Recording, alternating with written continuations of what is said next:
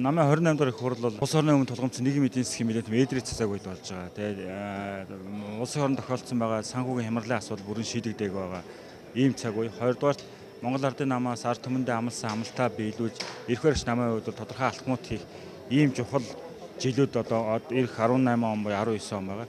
Тэгээ энэ хоёр асуудлыг шийдэхэд бол Монгол Ардын нам бодлогын хувьд ямар үйл ажиллагаа явуулах хэрэгтэй, амлалтаа биелэхэд бол ямар шийдвэр арга хэмжээ авах хэрэгтэй гэсэн энэ одоо зааг дээр ирсэн хийж байгаа хурал учраас энүүгээр ач холбогдолтой мэдээж шинэ удирдлагын асуудал онцгой анхаарал татж байгаа. Тэгээ намын дарга одоо шинээр сонгох хэнийг сонгохоос бас нэлээд нөхцөл байдал бол бас шалтгаална.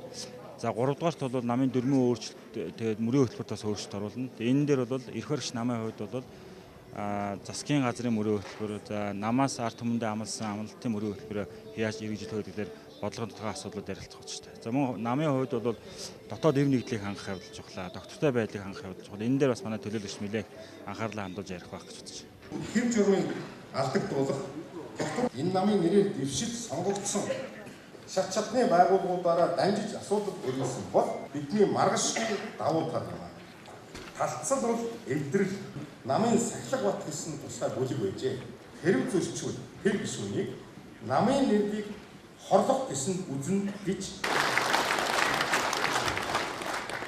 1300 гаруй төлөөлөгч хаалтандаа манай намын их хурл болгон Монгол орны шинэ 27 оноос өчний өдрүүдэд Монгол ардын надан ажилтныг 50 болгож цомхон чадварлаг хүний нөөцөө бэлтгэх чадварчуулах зорилгоор ихтэй сургуулиудтай гэрээ байгуулан нэгтгэн дүгнэж хэлбэл энэ нь Монгол ардын намын хувьд сүүлийн 10 гаруй жил гарч байгаа том амжилт.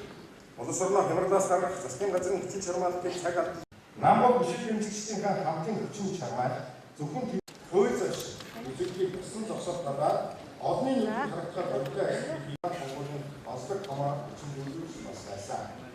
Сонгуулийн сурчлагын явцад өсөлтөрч маань хууль хяналтын байгууллагуудаар хэд хэдэн удаа шалгагдан хэрэгсэхгүй болж эргэн төвдөн болж миний удам хугацаа гар үүслийн талаар